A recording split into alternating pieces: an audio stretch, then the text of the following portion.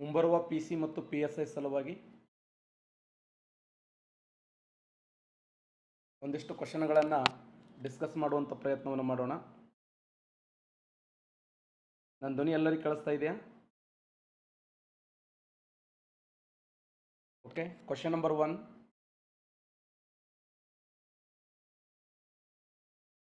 Nathu La pass ಯಾವ ವ್ಯಾಪ್ತಿಯಲ್ಲಿದೆ? Nathu La pass ಇದು ಯಾವ ವ್ಯಾಪ್ತಿಯಲ್ಲಿದೆ? ಹಿಮಾಲಯದಲ್ಲಿದೆ, ಸಹ್ಯಾದ್ರಿ ಬೆಟ್ಟಗಳಲ್ಲಿ ಕಂಡುಬರ್ತದೆ, ವಿಂಧ್ಯ ಪರ್ವತ ಶ್ರೇಣಿಗಳಲ್ಲಿ ಕಂಡುಬರ್ತದೆ, ಕಾರಾಕೋರಂ ಶ್ರೇಣಿಯಲ್ಲಿ ಕಂಡುಬರ್ತದೆ. ಆನ್ಸರ್ ಮಾಡಿ ನೋಡೋಣ. ಸೌಂಡ್ ಕೇಳ್ತಾ ಇದೆ ಎಲ್ಲರಿಗೆ? ನಾಥುಲಾ ಪಾಸ್ ಯಾವ ವ್ಯಾಪ್ತಿಯಲ್ಲಿ ಕಂಡುಬರುತ್ತದೆ? ಸರಿಯಾದಂಥ ಉತ್ತರ ಎ. ರೈಟ್ ಆನ್ಸರ್ ನೋಡಿ. ಎ ಸರಿಯಾದಂಥ ಉತ್ತರ. ಹಿಮಾಲಯ ಪರ್ವತಗಳಲ್ಲಿ ಕಂಡುಬರ್ತದೆ ನೋಡಿ. ನಾಥುಲಾ ಪಾಸ್ ಅನ್ನುವಂಥದ್ದು ಯಾವ ಸ್ಥಳದಲ್ಲಿದೆ ಅಂದರೆ ಹಿಮಾಲಯ ಪರ್ವತಗಳಲ್ಲಿ ಕಂಡುಬರುತ್ತದೆ.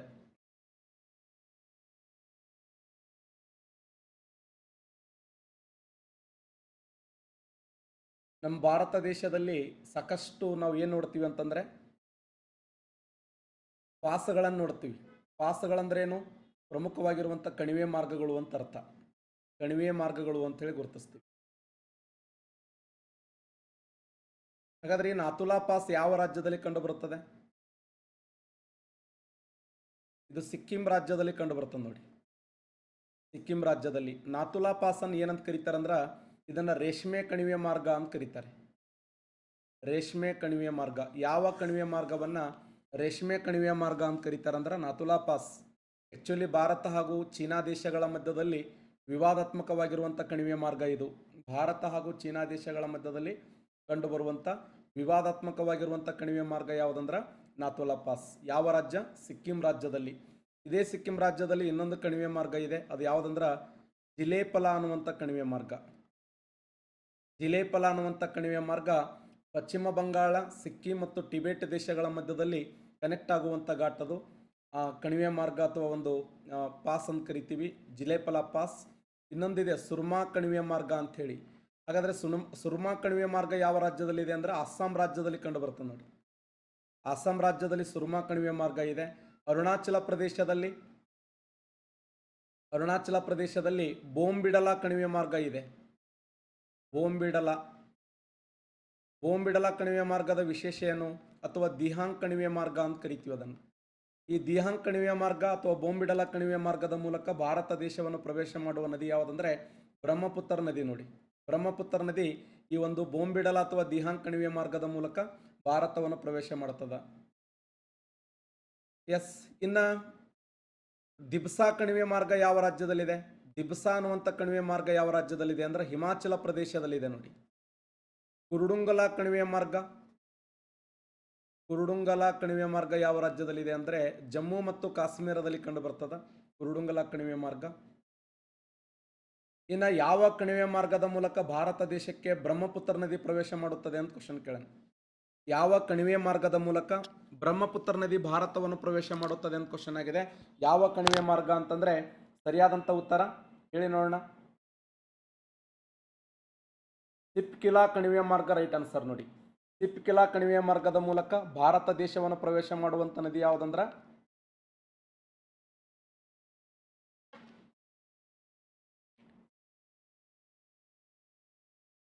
ಸಟ್ಲೇಜ್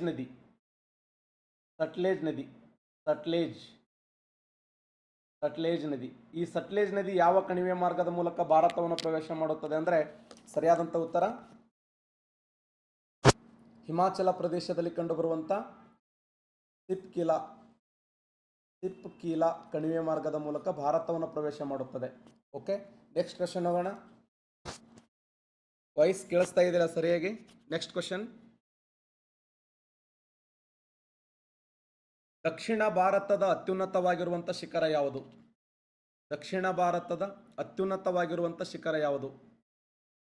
ದೊಡ್ಡ ಬೆಟ್ಟ, ಆನೈಮುಡಿ ಶಿಖರ, ಮಹೇಂದ್ರಗಿರಿ ಶಿಖರ, ಯರ್ಕಡ್ ಶಿಖರ. ದಕ್ಷಿಣ ಭಾರತದ ಅತಿ ಎತ್ತರವಾಗಿರುವಂಥ ಶಿಖರ ಯಾವುದು? ಸರಿಯಾದಂಥ ಉತ್ತರ ಆನೈಮುಡಿ ಶಿಖರ ನೋಡಿ. ಈ ಆನೈಮುಡಿ ಶಿಖರ ಎಲ್ಲಿ ಕಂಡು ಬರ್ತಂದ್ರೆ ಅಣ್ಣಾಮಲೈ ಬೆಟ್ಟಗಳಲ್ಲಿ ಕಂಡು ಬರ್ತದೆ. ಅಣ್ಣಾಮಲೈ ಬೆಟ್ಟಗಳಲ್ಲಿ ಕಂಡುಬರುವಂಥ ಆನೈಮುಡಿ ಶಿಖರ ಇದು ದಕ್ಷಿಣ ಭಾರತದ ಅತಿ ಎತ್ತರವಾದ ಶಿಖರವಾಗಿದೆ. ಇದು ಸುಮಾರು 2695 ಮೀಟರ್ ಎತ್ತರವಾಗಿದೆ.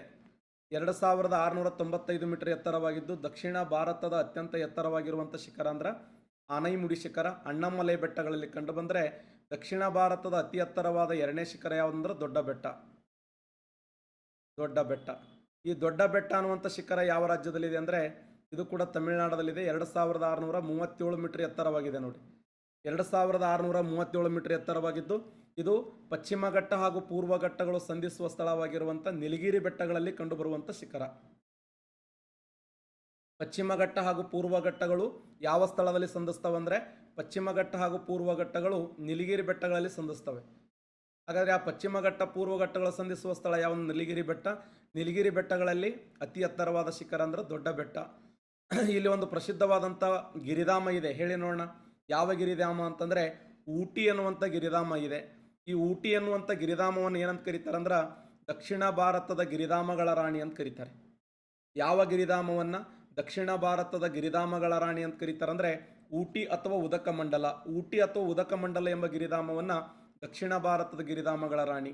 ಪಶ್ಚಿಮ ಭಾರತ ಗಿರಿಧಾಮಗಳ ರಾಣಿ ಯಾವುದಂದ್ರೆ ಅರಾವಳಿ ಬೆಟ್ಟಗಳಲ್ಲಿ ಕಂಡುಬರುವಂಥ ಮೌಂಟ್ ಅಬು. ಮೌಂಟ್ ಅಬು ಅನ್ನುವಂಥ ಗಿರಿಧಾಮವನ್ನು ಪಶ್ಚಿಮ ಭಾರತದ ಗಿರಿಧಾಮಗಳ ರಾಣಿ ಅಂತ ಕರೀತಾರೆ. ಇನ್ನು ಪೂರ್ವ ಭಾರತದ ಗಿರಿಧಾಮಗಳ ರಾಣಿ ಅಂದ್ರೆ ಡಾರ್ಜಿಲಿಂಗ್. ಡಾರ್ಜಿಲಿಂಗ್ ಡಾರ್ಜಿಲಿಂಗ್. ಉತ್ತರ ಭಾರತದ ಗಿರಿಧಾಮಗಳ ರಾಣಿ ಯಾವುದು? ರಾಣಿಕೇತ. ರಾಣಿಕೇತ. ಭಾರತದ ಗಿರಿಧಾಮಗಳ ರಾಣಿ ನೋಕ್ರೋಕ್. ನೋಕ್ರೋಕ್. ಇನ್ನು ಮಧ್ಯ ಭಾರತದ ಗಿರಿಧಾಮಗಳ ರಾಣಿ ಪಾಚುಮರಿ ನೋಡಿ. ಪಾಚುಮರಿ. ಪಾಚುಮರಿ. ಈ ಪಾಚುಮರಿ ಅನ್ನುವಂಥ ಗಿರಿಧಾಮವನ್ನು ಮಧ್ಯ ಭಾರತದ ಗಿರಿಧಾಮಗಳ ರಾಣಿ ಅಂತ ಕರೀತಾರೆ. ಹಿಲ್ ಸ್ಟೇಷನ್ ಭಾಳ ಫೇಮಸ್ ಆಗಿರುವಂಥದ್ದು. ಇನ್ನು ಪಶ್ಚಿಮ ಘಟ್ಟಗಳಲ್ಲಿ ಅತಿ ಎತ್ತರವಾದ ಶಿಖರ ಅಂದ್ರೆ ಆನೈಮುಡಿ ಶಿಖರ. ಆನೈಮುಡಿ ಶಿಖರ. ಪೂರ್ವ ಘಟ್ಟಗಳಲ್ಲಿ ಅತಿ ಎತ್ತರವಾದ ಶಿಖರ ಅಂದ್ರೆ ಜಿಂದಾಗಢ್. ಒಂದು ವೇಳೆ ಜಿಂದಾಗಢ ಏನಾದರೂ ಕೊಟ್ಟಿರಲಿಲ್ಲ ಅಂತಂದ್ರೆ ಮಹೇಂದ್ರಗಿರಿ ಆಗಿರ್ತದೆ ನೋಡಿ. ಮಹೇಂದ್ರಗಿರಿ. ಮಹೇಂದ್ರಗಿರಿ ಅನ್ನುವಂಥ ಶಿಖರ. ಭಾರತದ ಅತಿ ಎತ್ತರವಾದ ಶಿಖರ ಅಂದ್ರೆ ಕೇಟು. ಕೇಟುಕ್ಕಿರುವ ಇನ್ನೊಂದು ಹೆಸರೇ ಕಾರಾಕೋರಂ ಅಂತ ಕರಿತೀವಿ. ಕಾರಾಕೋರಂ ಅಂದ್ರೂ ಒಂದೇ, ಕೇಟು ಅಂದ್ರೂ ಒಂದೇ. ಇದು ಕಾರಾಕೋರಂ ಶ್ರೇಣಿಯಲ್ಲಿ ಕಂಡುಬರುವಂಥ ಅತಿ ಎತ್ತರವಾದ ಶಿಖರ ನೋಡಿ. ಇನ್ನು ಅತ್ಯಂತ ಎತ್ತರವಾದ ಎರಡನೇ ಶಿಖರ ಯಾವುದಂದ್ರೆ ಕಾಂಚನಜುಂಗ ನೋಡಿ. ಕಾಂಚನಜುಂಗ. ಕಾಂಚನಜುಂಗ ಅನ್ನುವಂಥ ಶಿಖರ ಯಾವ ರಾಜ್ಯದಲ್ಲಿದೆ ಅಂದರೆ ಇದು ಸಿಕ್ಕಿಂ ರಾಜ್ಯದಲ್ಲಿ ಕಂಡುಬರುತ್ತದೆ. ಕಾಂಚನಜುಂಗ ಅನ್ನುವಂಥ ಶಿಖರ ಸಿಕ್ಕಿಂ ರಾಜ್ಯದಲ್ಲಿ ಕಂಡುಬರುತ್ತದೆ. ಧ್ವನಿ ಕೇಳಿಸ್ತಾ ಇದೆಯಾ? ಇನ್ನು ಪೂರ್ವ ಘಟ್ಟಗಳಲ್ಲಿ ಅತಿ ಎತ್ತರವಾದ ಶಿಖರ ಅಂತಂದ್ರೆ ಪೂರ್ವ ಘಟ್ಟಗಳಲ್ಲಿ ಅತಿ ಎತ್ತರವಾದ ಶಿಖರ ಸಾರಾಮತಿ ನೋಡಿ. ಸಾರಾಮತಿ. ಈ ಸಾರಾಮತಿ ಅನ್ನುವಂಥ ಶಿಖರ ಎಲ್ಲಿದೆ ಅಂದರೆ ನಾಗಾಲ್ಯಾಂಡದಲ್ಲಿದೆ. ನಾಗಾಲ್ಯಾಂಡ್. ಸಾರಾಮತಿ ಅನ್ನುವಂಥ ಶಿಖರ ನಾಗಾಲ್ಯಾಂಡದಲ್ಲಿ ಕಂಡುಬಂದು ಇದರ ವಿಶೇಷ ಏನಂದರೆ 3820 ಮೀಟರ್ ಎತ್ತರವಾಗಿದೆ. ನಾಗಾಲ್ಯಾಂಡದಲ್ಲಿ ಕಂಡುಬರ್ತದೆ. ಇನ್ನು ಅರಾವಳಿ ಬೆಟ್ಟಗಳಲ್ಲಿ ಅತಿ ಎತ್ತರವಾದ ಶಿಖರ ಅಂತಂದ್ರೆ ಗುರು ಶಿಖರ ನೋಡಿ. ಅರಾವಳಿ ಬೆಟ್ಟಗಳಲ್ಲಿ ಅತಿ ಎತ್ತರವಾದ ಶಿಖರ ಅಂದ್ರೆ ಗುರು ಶಿಖರ. 1722 ಮೀಟರ್ ಎತ್ತರವಾಗಿದೆ ಗುರು ಶಿಖರ. ನೆಕ್ಸ್ಟ್ ಹೋಗೋಣ.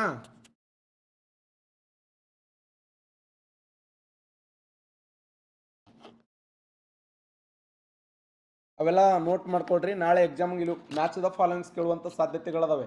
ಹೊಂದಿಸಿ ಬರೆಯಿರಿ. ಏನಾರು ಕೇಳಿ ಅವತ್ತು ಆನ್ಸರ್ ಮಾಡಿರಿ, ಒಟ್ಟು ಬಿಟ್ಟು ಬಿಡಬೇಡ್ರಿ. ವಿಡಿಯೋ ಕೇಳಿದ್ದ 2017 ವಿಡಿಯೋ ಏನು ಕೇಳಿದ್ದ ಅಂದ್ರೆ ಪೂರ್ವ ಘಟ್ಟಗಳಲ್ಲಿ ಅತಿ ಎತ್ತರವಾದ ಶಿಖರ ಯಾವುದಂತ ಕೇಳಿದ್ದ ಆರ್ಮಕೊಂಡ ಶಿಖರ. ಆರ್ಮಕೊಂಡ ಶಿಖರ. ಹೋರಾಟ ಮಾಡದೆ ಯಾವುದನ್ನು ನೀವು ಶರಣಾಗತಿ ಆಗಬಾರದು. ಹೋರಾಟ ಮಾಡಲೇಬೇಕು. ಒಂದು ಸಲ 2 ಸಲ 3 ಸಲ ಅನ್ನೋದಾಗ ಅದು ಆನ್ಸರ್ ಬಂದೇ ಬರ್ತದೆ.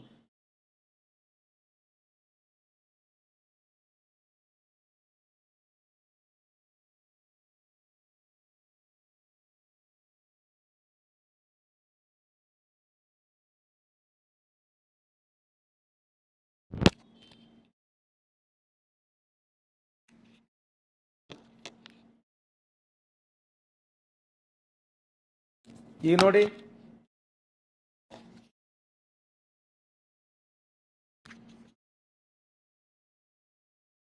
ಈಗ ಕೇಳಿಸ್ತಾ ಇದೆ ಸೌಂಡ? ಮತ್ ನಾನೇ ಹೇಳಕತ್ತೀನಿ, ನಾ ಹೆಂಗ್ ಶರಣಾಗತಿ ಆಗ್ತೀನಿ, ಸೌಂಡ್ ಬರುತ್ತನ ಬಿಡಲ್ಲ.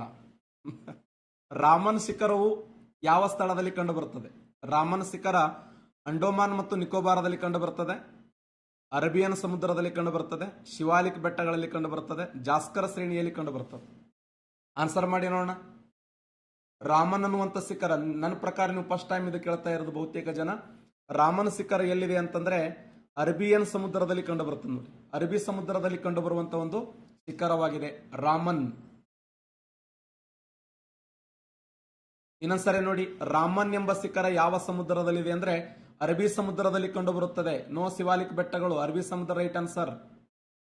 ಅರಬ್ಬಿ ಸಮುದ್ರದಲ್ಲಿ.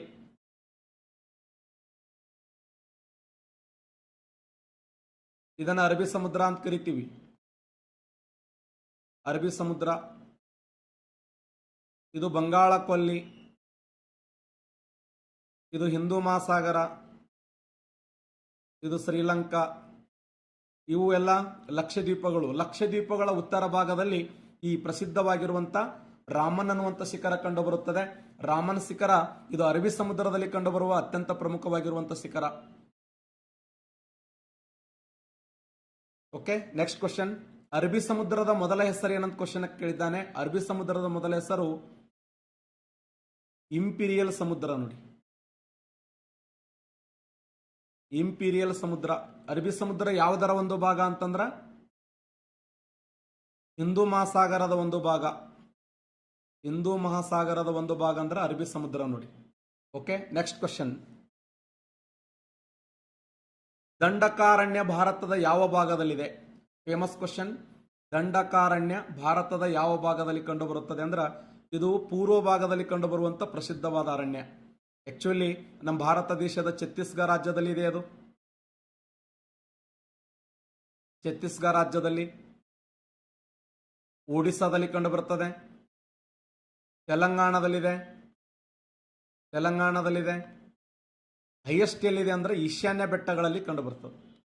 ಈಶಾನ್ಯ ಬೆಟ್ಟಗಳಂತಂದ್ರು ಒಂದೇ, ಬಟ್ ನೆಟ್ ನಲ್ಲಿ ಏನ್ ಕೊಟ್ಟಾನ ಅಂತಂದ್ರೆ ಈಸ್ಟ್ ಸೆಂಟ್ರಲ್ ಪ್ರದೇಶ ಅಂತ ಕೊಟ್ಟಾನ. ಈಸ್ಟ್ ಸೆಂಟ್ರಲ್ ಪ್ರದೇಶ ಅಂದ್ರ ಈಶಾನ್ಯ ಬೆಟ್ಟಗಳನ್ನು ಹೊರತುಪಡಿಸಿ ನಮ್ಮ ಭಾರತದ ಈಶಾನ್ಯದ ಕೇಂದ್ರ ಭಾಗ ಅಂತಂದ್ರೆ ಅರುಣಾಚಲ ಪ್ರದೇಶ, ನಾಗಾಲ್ಯಾಂಡ್, ಮಣಿಪುರ್, ಮಿಜೋರಾಂ, ತ್ರಿಪುರಾ, ಈ ಬಹುತೇಕ ಪ್ರದೇಶಗಳಲ್ಲಿ ಏನದ ಅಂತಂದ್ರ ಈ ದಂಡಕಾರಣ್ಯವನ್ನು ನೋಡ್ತೀವಿ. ದಂಡಕಾರಣ್ಯ ಪೂರ್ವ ಭಾಗದಲ್ಲಿದೆ. ಸರಿಯಾದಂತ ಉತ್ತರ ಪೂರ್ವ ಭಾಗದಲ್ಲಿ. ಎಸ್. Next question. ಹಿಮಾಲಯದ ತಪ್ಪಲಿನ ವಲಯಕ್ಕೆ ಯಾವ ಹೆಸರಿನಿಂದ ಕರೆಯಲಾಗಿದೆ? ಹಿಮಾಲಯದ ತಪ್ಪಲಿನ ಹೆಸರು ಏನು? ತಪ್ಪಲಿನ ವಲಯಕ್ಕೆ ಯಾವ ಹೆಸರಿಂದ ಕರೆಯಲಾಗಿದೆ? ಇದನ್ನು ಒಳ ಹಿಮಾಲಯ ಅಂತ ಕರೀತಾರ, ಮಧ್ಯ ಹಿಮಾಲಯ ಅಂತ ಕರೀತಾರ, ಇನ್ನ ಮಹಾ ಹಿಮಾಲಯ ಅಂತ ಕರೀತಾರ. ಶಿವಾಲಿಕ್ ಬೆಟ್ಟಗಳು, ಇದು ಮಹಾ ಹಿಮಾಲಯ. ಒಳ ಹಿಮಾಲಯ, ಮಧ್ಯ ಹಿಮಾಲಯ, ಶಿವಾಲಿಕ್ ಬೆಟ್ಟಗಳು.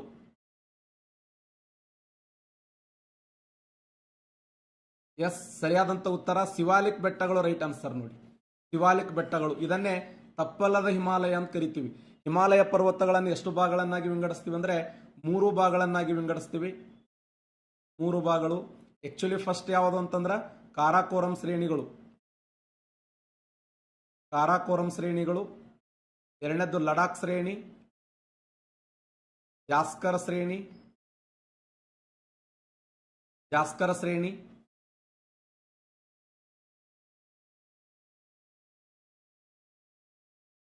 ಶ್ರೇಣಿ, ಮತ್ಯಾವುದು ಮಹಾ ಹಿಮಾಲಯ, ಮಧ್ಯ ಹಿಮಾಲಯ ಮತ್ತೆ ಕೆಳ ಹಿಮಾಲಯ. ಮಹಾ ಹಿಮಾಲಯವನ್ನು ಹಿಮಾದ್ರಿ ಅಂತ ಕರೀತಾರ, ಮಧ್ಯ ಹಿಮಾಲಯವನ್ನು ಹಿಮಾಚಲ ಅಂತ ಕರೀತಾರ, ಕೆಳ ಹಿಮಾಲಯವನ್ನ ಪಾದ ಬೆಟ್ಟಗಳಂತ ಕರೀತಾರ. ಪಾದ ಬೆಟ್ಟಗಳಂದ್ರೆ ಒಂದೇ, ಶಿವಾಲಿಕ್ ಬೆಟ್ಟಗಳಂದ್ರು ಒಂದೇ. ಪಾದ ಬೆಟ್ಟಗಳು ಅಥವಾ ಶಿವಾಲಿಕ್ ಬೆಟ್ಟಗಳು, ಇವುಗಳನ್ನ upper Himalaya, second one middle Himalaya, third one lower Himalaya. Lower ಹಿಮಾಲಯಕ್ಕಿರುವ ಇನ್ನೊಂದು ಹೆಸರೇ ಪಾದ ಬೆಟ್ಟಗಳು ಅಥವಾ ಶಿವಾಲಿಕ್ ಬೆಟ್ಟಗಳು. ಮಹಾ ಹಿಮಾಲಯದಲ್ಲಿ ಶಿಖರಗಳದವೆ, ಮಧ್ಯ ಹಿಮಾಲಯದಲ್ಲಿ ಗಿರಿಧಾಮಗಳದವೆ, ಕೆಳ ಹಿಮಾಲಯದಲ್ಲಿ ಕಣಿವೆ ಮಾರ್ಗಗಳದವ. ಯಾಕೆ ಹಿಮಾಲಯ ಪರ್ವತವನ್ನು ನಾವು ಡಿವೈಡ್ ಮಾಡ್ತಾ ಬಂದೆವು ಅಂತಂದ್ರ, ಹಿಮಾಲಯ ಪರ್ವತಗಳನ್ನು ಯಾಕೆ ಡಿವೈಡ್ ಮಾಡ್ತಾ ಬಂದೆವು ಅಂದ್ರೆ ಅಲ್ಲಿಯ ವಿಶೇಷತೆಗೆ ಅನುಗುಣವಾಗಿ ಹಿಮಾಲಯ ಪರ್ವತಗಳನ್ನ ಡಿವೈಡ್ ಮಾಡಿದೆವು.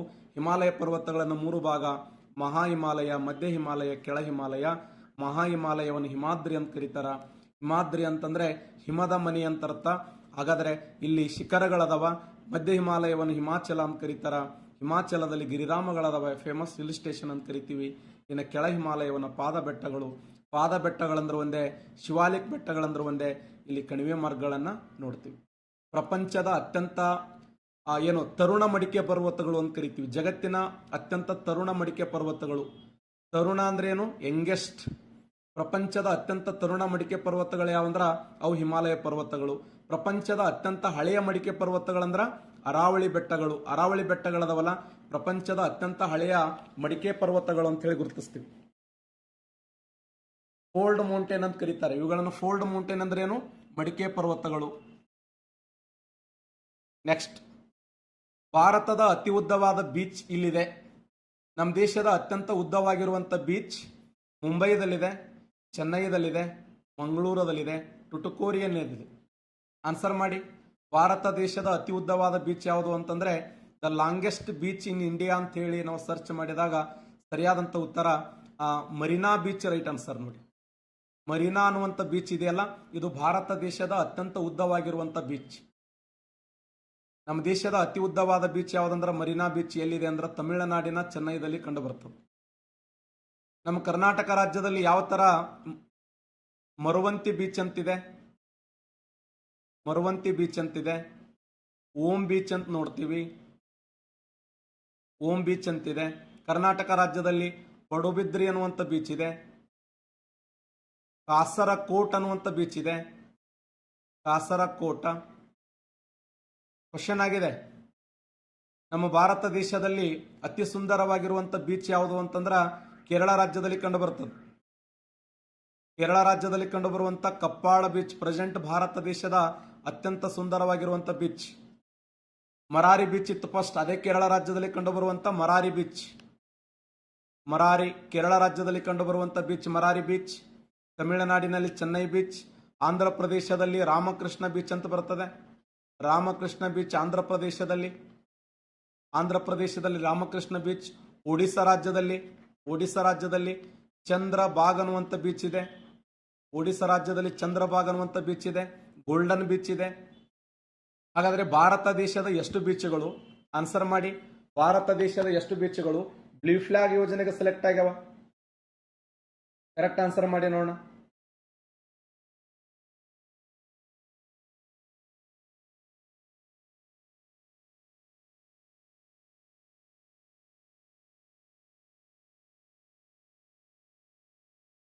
ಆನ್ಸರ್ ಮಾಡಿ.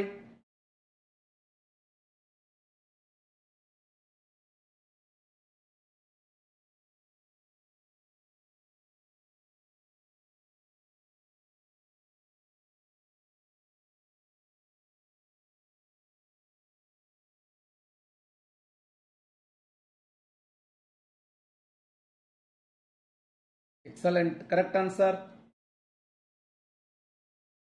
ಬ್ಲೂ ಫ್ಲಾಗ್ ಯೋಜನೆಗೆ ಸೆಲೆಕ್ಟ್ ಆಗಿರುವಂತಹ ಬೀಚ್ಗಳ ಸಂಖ್ಯೆ ಎಷ್ಟು ಅಂತಂದ್ರೆ ನಮ್ಮ ಭಾರತ ದೇಶದಿಂದ 12 ಬೀಚ್ಗಳು ಸೆಲೆಕ್ಟ್ ಆಗ್ಯಾವ ನೋಡಿ. ನಮ್ಮ ದೇಶದಿಂದ ಟೋಟಲ್ 12 ಬೀಚ್ಗಳು ಸೆಲೆಕ್ಟ್ ಆಗ್ಯಾವ. 12 ಬೀಚ್ಗಳು ಬ್ಲೂ ಫ್ಲಾಗ್ ಯೋಜನೆಗೆ ಸೆಲೆಕ್ಟ್ ಆಗಿರುವಂತಹ ಬೀಚ್ಗಳು.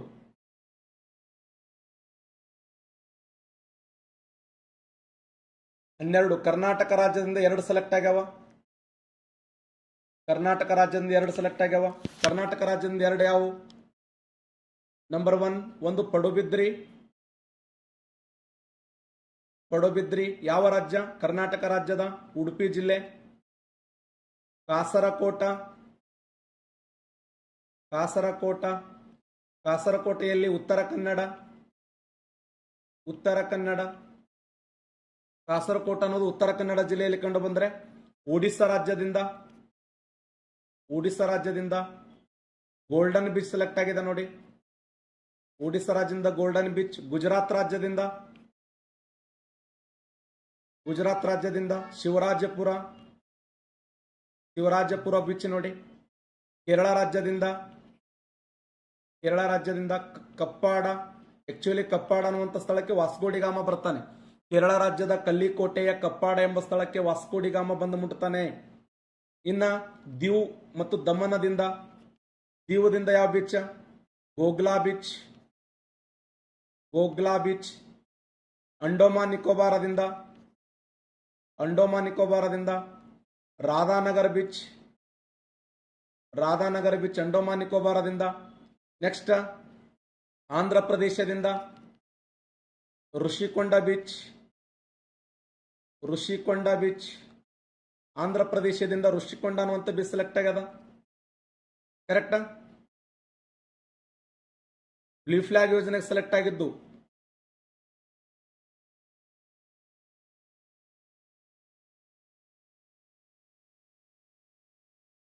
ಬ್ಲೂ ಫ್ಲಾಗ್ ಯೋಜನೆಗೆ ಸೆಲೆಕ್ಟ್ ಆಗಬೇಕಾದ್ರೆ ವಿಶೇಷ ಏನು ಅಂತಂದ್ರೆ ಲಕ್ಷದ್ವೀಪದಿಂದ ಪಾಂಡಿಚೇರಿಯಿಂದ ಒಂದು ಸೆಲೆಕ್ಟ್ ಆಗ್ಯದ ನೋಡಿ.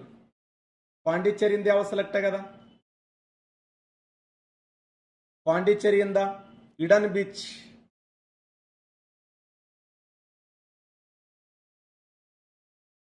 ಇಡನ್ ಬೀಚ್ ಪಾಂಡಿಚೇರಿಯಿಂದ ಸೆಲೆಕ್ಟ್ ಆಗ್ಯದ.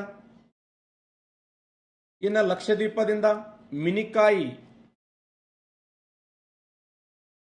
ಮಿನಿಕಾಯಿ ಅನ್ನುವಂಥ ಬೀಚ್ ಒಂದು, ಮತ್ತೆ ಕದ್ಮತ್,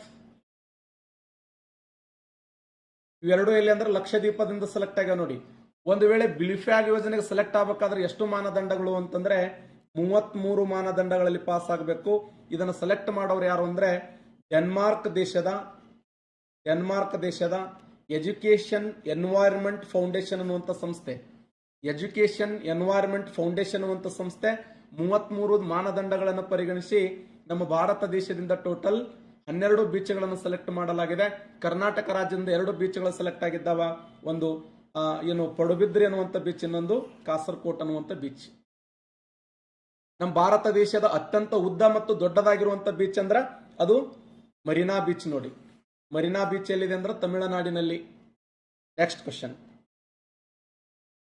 ಈ ಕೆಳಗಿನಲ್ಲಿ ಯಾವುದು ಪೂರ್ವ ಕರಾವಳಿಯ ಒಂದು ಭಾಗವಾಗಿದೆ? Important question. ಪೂರ್ವ ಕರಾವಳಿಯ ಒಂದು ಭಾಗವಾಗಿದೆ. ಕೋರಮಂಡಲ ಕರಾವಳಿ, ಕೊಂಕಣ ಕರಾವಳಿ, ಮಲಬಾರ ಕರಾವಳಿ ಯಾವುದೂ ಅಲ್ಲ. ಸರಿಯಾದಂತ ಉತ್ತರ, ರೈಟ್ ಆನ್ಸರ್ ಹೇಳಿ ನೋಡೋಣ ಬೇಗ.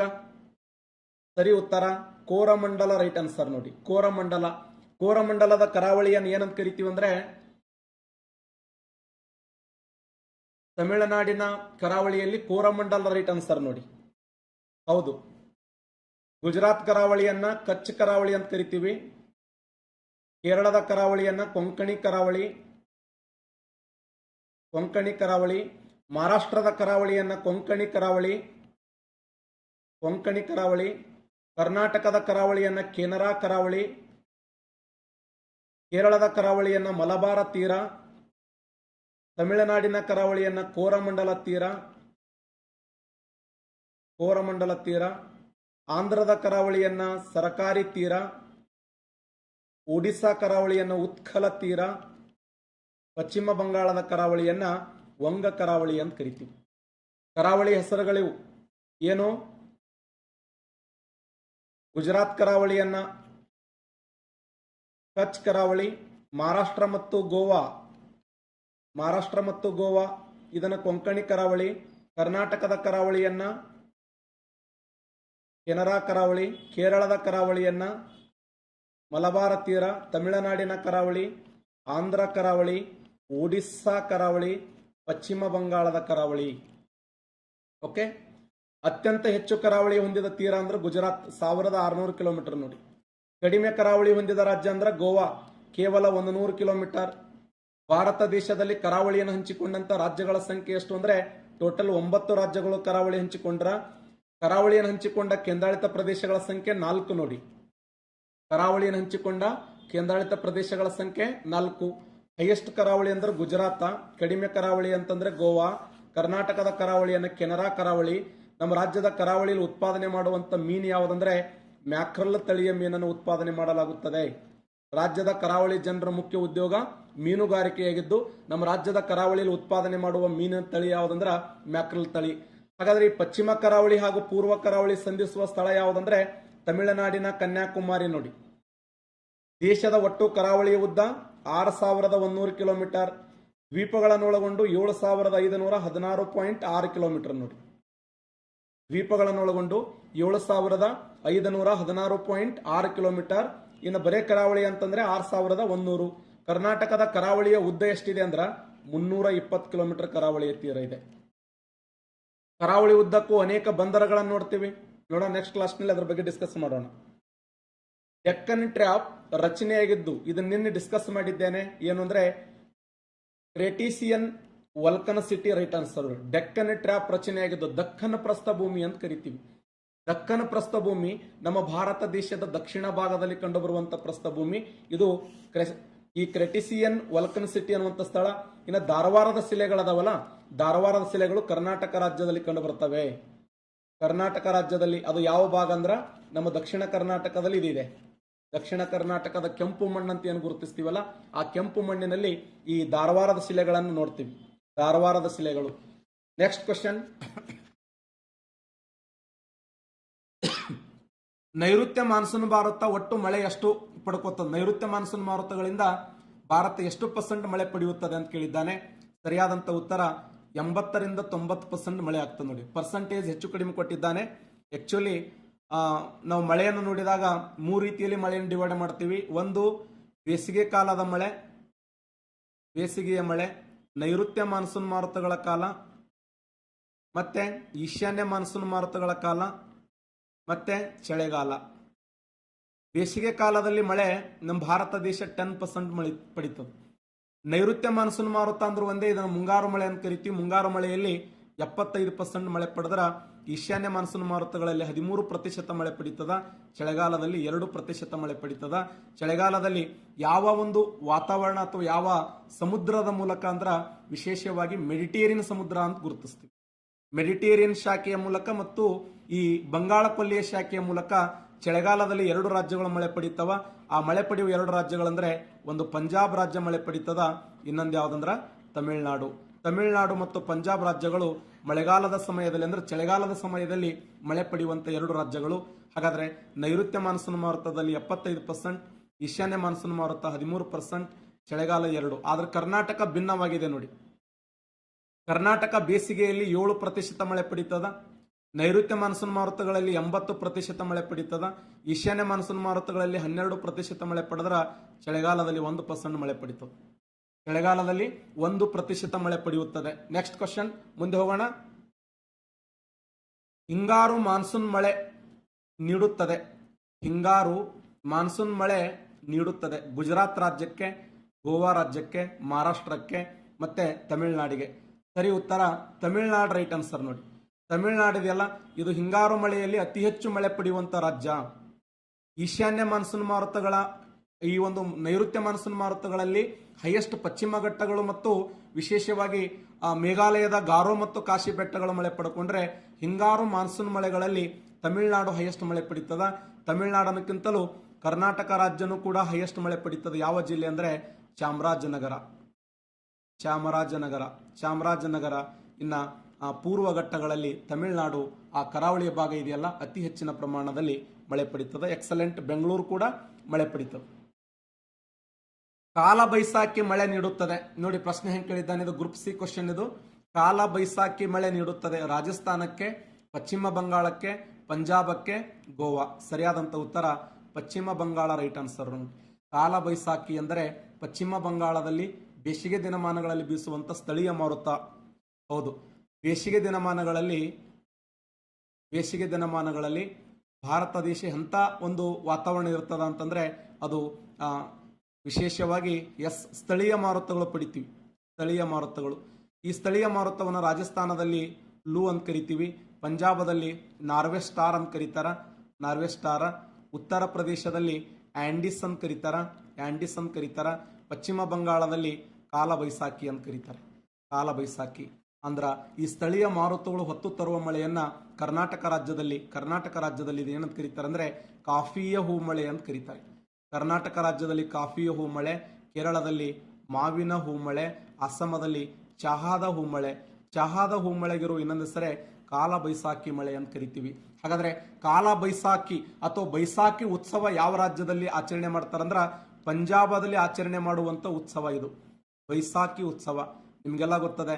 1919ರಲ್ಲಿ ಬ್ರಿಟಿಷರು ಜಾರಿಗೆ ತಂದಂಥ ಈ ಒಂದು ರೌಲತ್ ಕಾಯ್ದೆ ವಿರುದ್ಧ ಪಂಜಾಬಿನ ಜನತೆ ಹೋರಾಟವನ್ನು ಮಾಡ್ತಾರ.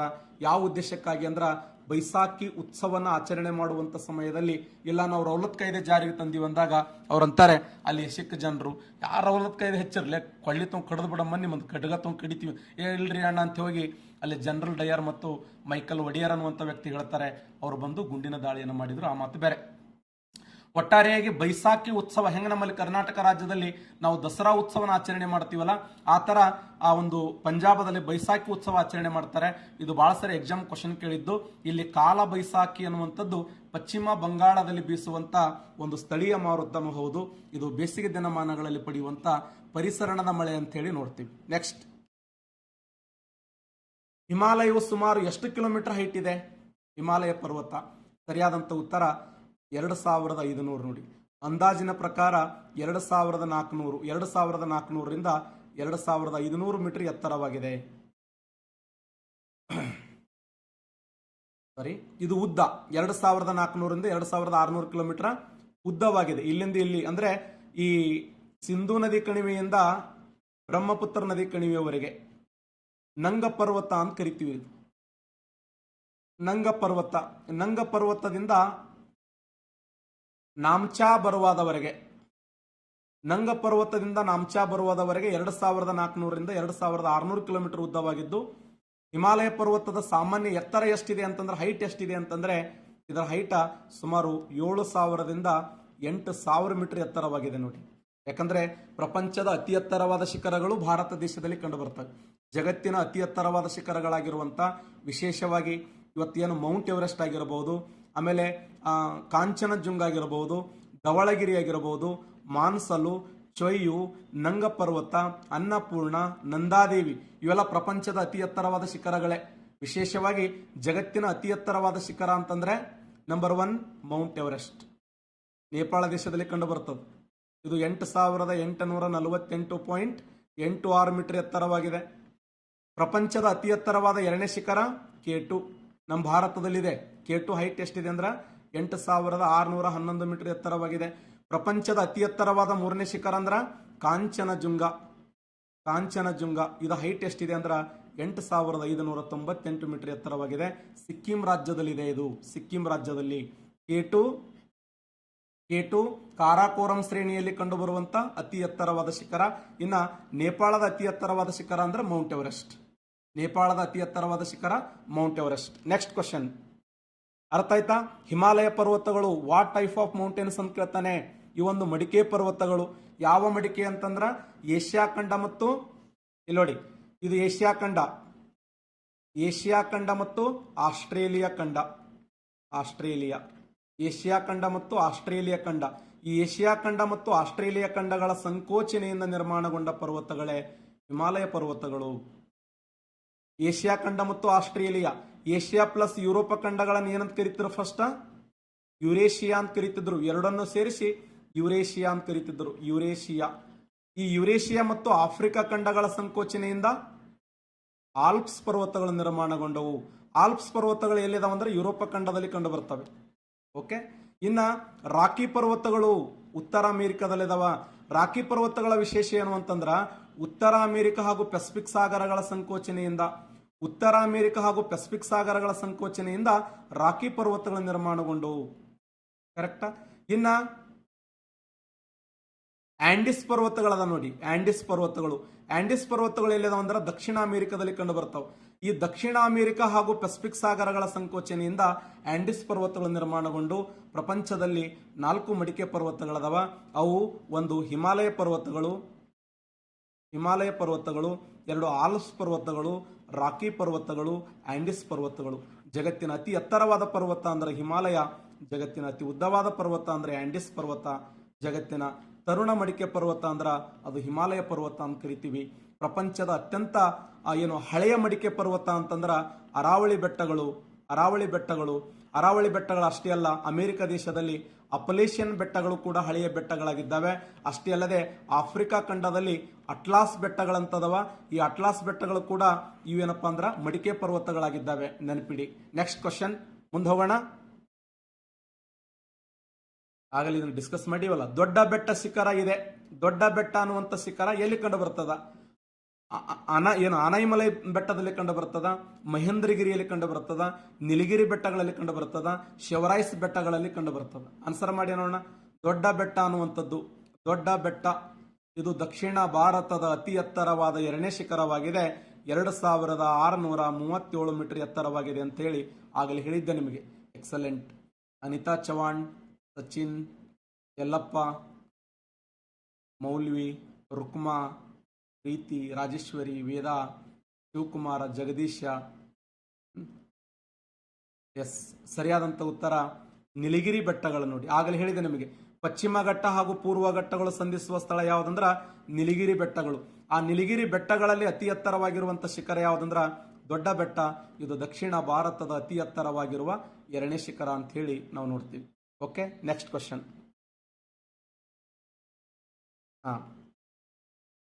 ಈ ಕೆಳಗಿನ ಯಾವ ಹೇಳಿಕೆಗಳು ಸರಿಯಾಗಿವೆ? ಅಂತರ್ ಉಷ್ಣವಲಯದ ಹಿಮ್ಮುಖ ವಲಯವು ಕಡಿಮೆ ಒತ್ತಡ ಪಟ್ಟಿಯಾಗಿದ್ದು ಇದು ಉತ್ತರ ಭಾರತ ಮತ್ತು ಪಾಕಿಸ್ತಾನದ ಸಂಪರ್ಕದ ಪ್ರಮುಖ ವಲಯವಾಗಿದೆ. ಅಂತರ್ ಉಷ್ಣವಲಯದ ಒಮ್ಮುಖ ವಲಯವು ಅಥವಾ ಒಮ್ಮುಖ ವಲಯವು ವಿವಿಧ ದಿಕ್ಕುಗಳಿಂದ ಗಾಳಿಯ ಒಳಹರಿವನ್ನು ಆಹ್ವಾನಿಸುತ್ತದೆ. ಕೆಳಗೆ ನೀಡಿದ ಕೋಡ್ಗಳನ್ನು ಬಳಸಿ ಸರಿಯಾದ ಉತ್ತರಗಳನ್ನು ಆಯ್ಕೆ ಮಾಡಿ. 1 ಮಾತ್ರ ಸರಿಯಾಗಿದೆ, 2 ಮಾತ್ರ ಸರಿಯಾಗಿದೆ, 1, 2 ಸರಿಯಾಗಿದೆ, 1 ಅಥವಾ 2 ಆಗಿಲ್ಲ. ಆನ್ಸರ್ ಮಾಡಿ ನೋಡೋಣ.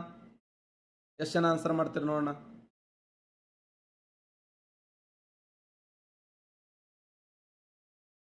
Important question.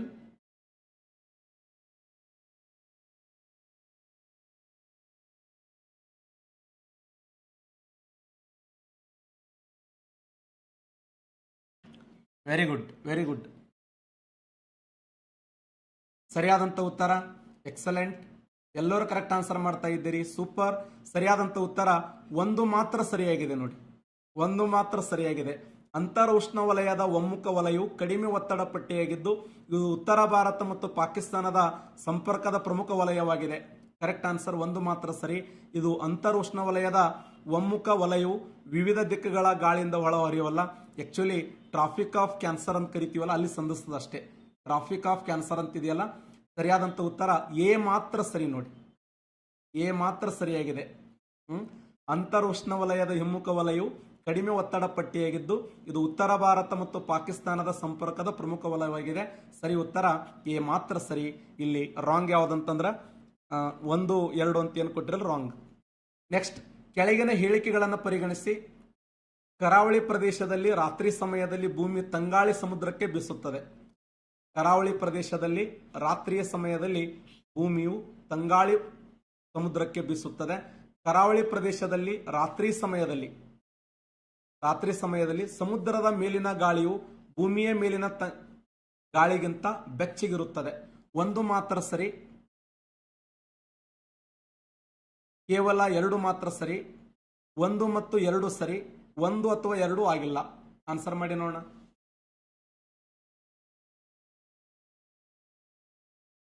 ಸರಿಯಾದಂಥ ಉತ್ತರ 1 ಮತ್ತು 2 ಸರಿ ನೋಡಿ, 2 ಸರಿಯಾಗಿದೆ. ಸಿ ಸರಿಯಾದಂಥ ಉತ್ತರ. ಈಗ ಎಲ್ಲರೂ ಸಿ ಆನ್ಸರ್ ಮಾಡ್ತಾ ಇದ್ದೀರಿ. ಸರಿ ಉತ್ತರ ಸಿ ನೋಡಿ, 2 ಸರಿ.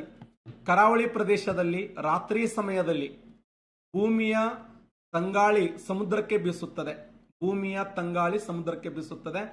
ಕರಾವಳಿ ಪ್ರದೇಶದಲ್ಲಿ ರಾತ್ರಿ ಸಮಯದಲ್ಲಿ ಸಮುದ್ರದ ಮೇಲಿನ ಗಾಳಿಯು ಭೂಮಿಯ ಮೇಲಿನ ಗಾಳಿಗಿಂತ ಬೆಚ್ಚಾಗಿರುತ್ತದೆ.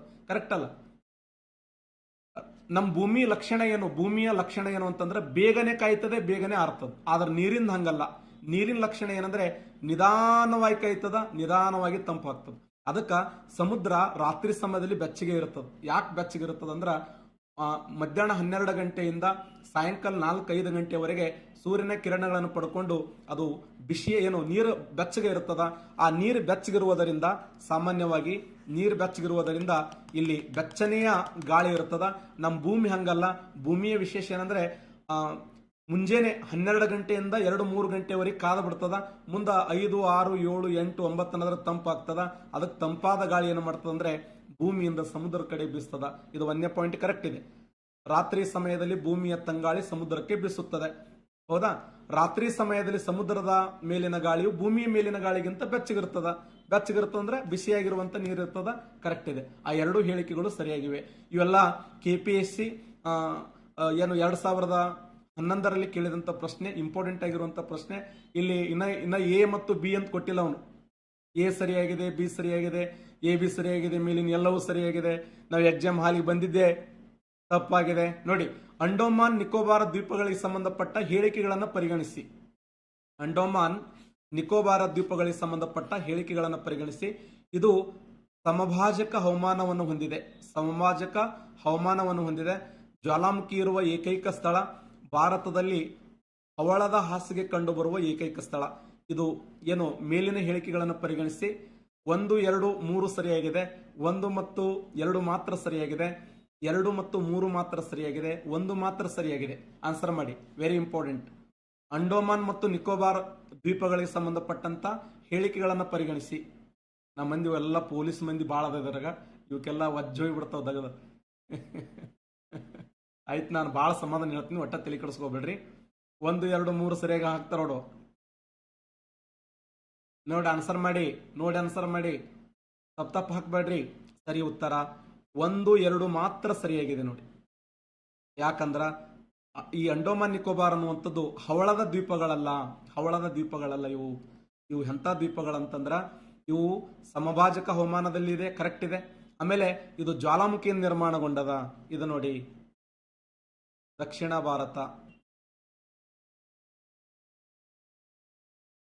ಭಾರತ.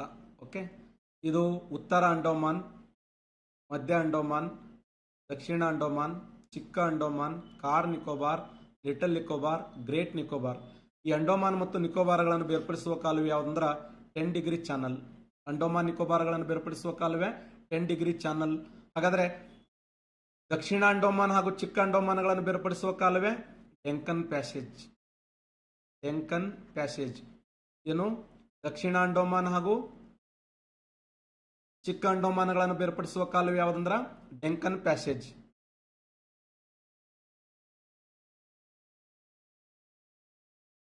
ಕರೆಕ್ಟ್ ಇದೆ ಅಲ್ಲದು. ಅಂಡೋಮಾನ್ ನಿಕೋಬಾರ್ ಅನ್ನೋದು ಸಂಭಾಜಕ ವೃತ್ತ ಸಮೀಪನೇ ಇದೆ. ಆಕ್ಚುಲಿ 6.45 ಉತ್ತರ ಅಕ್ಷಾಂಶದಿಂದ ಆರಂಭ ಆಗ್ತದೆ. 6.45 ಉತ್ತರ ಅಕ್ಷಾಂಶದಿಂದ ಆರಂಭಗೊಳ್ಳುವುದರಿಂದ ಇದು ಸಮಭಾಜಕ ವೃತ್ತಕ್ಕೆ ಅತ್ಯಂತ ಸಮೀಪವಾಗಿದೆ. ಹಾಗಾದ್ರೆ ಉತ್ತರ ಅಂಡೋಮಾನದ ಸಮೀಪ ಯಾವ ದೇಶ ಇದೆ ಅಂದ್ರೆ ಮಯನ್ಮಾರ್ ಇದೆ ನೋಡಿ, ಮಯನ್ಮಾರ್ ಇದೆ. ದಕ್ಷಿಣ ಅಂಡೋಮಾನ್ ಗ್ರೇಟ್ ನಿಕೋಬಾರ ಸಮೀಪ ಯಾವ್ದಿದೆ ಅಂದ್ರೆ ಇಂಡೋನೇಷಿಯಾ ಇದೆ, ಜಾವಾ ಇದೆ, ಸುಮತ್ರ ಇದೆ. ಹಾಗಾದ್ರೆ ಮಯನ್ಮಾರದಿಂದ ಜಾವಾ ಸುಮತ್ರದವರೆಗೆ ಇಲ್ಲಿ ಕಂಡು ಬರುವಂತಹ ಜ್ವಾಲಾಮುಖಿಗಳ ವಿಶೇಷ ಏನಂದ್ರೆ ಇದು ಏಕ ಸರಪಳಿಯಿಂದ ಕೂಡಿದಂತ ಜ್ವಾಲಾಮುಖಿಗಳದವ. ಆ ಉದ್ದೇಶಕ್ಕಾಗಿ ಮಯನ್ಮಾರದಿಂದ ಜಾವಾ ಮತ್ತು ಸುಮತ್ರದವರೆಗೆ ಏಕ ಸರಪಳಿಯಿಂದ ಕೂಡಿದ್ದು ಇಲ್ಲಿ ಕಂಡು ಬರುವ ಅತಿ ಎತ್ತರವಾಗಿರುವಂತಹ ಒಂದು ಸುಂದರವಾದ ಜ್ವಾಲಾಮುಖಿ ಇದೆ. ಅದು ಯಾವುದಂದ್ರ ಬ್ಯಾರನ್ ಅನ್ನುವಂಥ ಜ್ವಾಲಾಮುಖಿಯನ್ನ ಭಾರತದ ಅಗ್ನಿ ದೇವತೆ ಅಂತ ಕರಿತೀವಿ. ಯಾವ ಜ್ವಾಲಾಮುಖಿಯನ್ನ ಭಾರತದ ಅಗ್ನಿ ದೇವತೆ ಅಂತ ಕರೀತಾರಂದ್ರ ಬ್ಯಾರನ್. ಇದೇ ಬ್ಯಾರನ್ ಕೆಳಗಡೆ ಇನ್ನೊಂದು ಜ್ವಾಲಾಮುಖಿ ಶಿಖರ ಇದೆ. ಅದು ಯಾವುದಂತಂದ್ರ ನಾರ್ಕೊಂಡಂ. ಈ ನಾರ್ಕೊಂಡಮದ ವಿಶೇಷ ಏನಂದ್ರೆ ಇದೊಂದು ನಿದ್ರಿಸುತ್ತಿರುವ ಜ್ವಾಲಾಮುಖಿ ಅಂತ ಕರಿತೀವಿ. ನಿದ್ರಿಸುತ್ತಿರುವ ಜ್ವಾಲಾಮುಖಿ ಯಾವುದಂದ್ರ ನಾರ್ಕೊಂಡಂ. ಜೀವಂತ ಜ್ವಾಲಾಮುಖಿ ಬ್ಯಾರನ್ ಅದ ವಿಶೇಷ ಏನಂದ್ರೆ ಇದನ್ನ ಭಾರತದ ಅಗ್ನಿ ದೇವತೆ ಅಂತ ಕರೀತಾರೆ. ಯಾವ ಜ್ವಾಲಾಮುಖಿಯನ್ನ ಭಾರತದ ಅಗ್ನಿ ದೇವತೆ ಅನ್ನುವರಂದ್ರ ಬ್ಯಾರನ್ ಅನ್ನುವಂಥ ಜ್ವಾಲಾಮುಖಿಯನ್ನ ಭಾರತದ ಅಗ್ನಿ ದೇವತೆ ಅಂತ ಹೇಳಿ ಗುರುತಿಸ್ತೀವಿ. ಇಲ್ಲದಾವ್ ನೋಡಿ, ಇವು ಯಾವಂದ್ರ ಹವಳಗಳಿಂದ ನಿರ್ಮಾಣಗೊಂಡಂತ ದ್ವೀಪಗಳು. ಹವಳಗಳಿಂದ ನಿರ್ಮಾಣಗೊಂಡಂತ ದ್ವೀಪಗಳನ್ನೇ ಲಕ್ಷದ್ವೀಪಗಳಂತ ಕರಿತೀವಿ. ಲಕ್ಷದ್ವೀಪಗಳದವಲ್ಲ, ಹವಳದಿಂದ ನಿರ್ಮಾಣಗೊಂಡಿದ್ದು. ಹಾಗಾದ್ರೆ ಲಕ್ಷದ್ವೀಪ ಹಾಗೂ ಮಿನಿಕಾಯಿಗಳನ್ನು ಬೇರ್ಪಡಿಸುವ ಕಾಲುವೆ ಯಾವುದಂದ್ರ 9 ಡಿಗ್ರಿ ಚಾನಲ್. ಮಿನಿಕಾಯಿ ಮತ್ತು ಮಾಲ್ಡೀವ್ಸ್ಗಳನ್ನು ಬೇರ್ಪಡಿಸುವ ಕಾಲುವೆ ಯಾವುದಂದ್ರ 8 ಡಿಗ್ರಿ ಚಾನಲ್. ಮಾಲ್ಡೀವ್ಸ್ ಮತ್ತು ಮಿನಿಕಾಯಿಯನ್ನು ಬೇರ್ಪಡಿಸುವುದು ಅಥವಾ ಮಾಲ್ಡೀವ್ಸ್ ಮತ್ತು ಲಕ್ಷದ್ವೀಪಗಳನ್ನು ಬೇರ್ಪಡಿಸುವುದು ಯಾವುದಂದ್ರ 8 ಡಿಗ್ರಿ ಚಾನಲ್. ಇನ್ನ ಲಕ್ಷದ್ವೀಪ ಮತ್ತು ಮಿನಿಕಾಯಿಗಳನ್ನು ಬೇರ್ಪಡಿಸುವುದು ಯಾವುದಂದ್ರ 9 ಡಿಗ್ರಿ ಚಾನಲ್. ಇವು ವೆರಿ ಇಂಪಾರ್ಟೆಂಟ್ ಆಗಿರುವಂತಹ ಕಾನ್ಸೆಪ್ಟ್. ನೆಕ್ಸ್ಟ್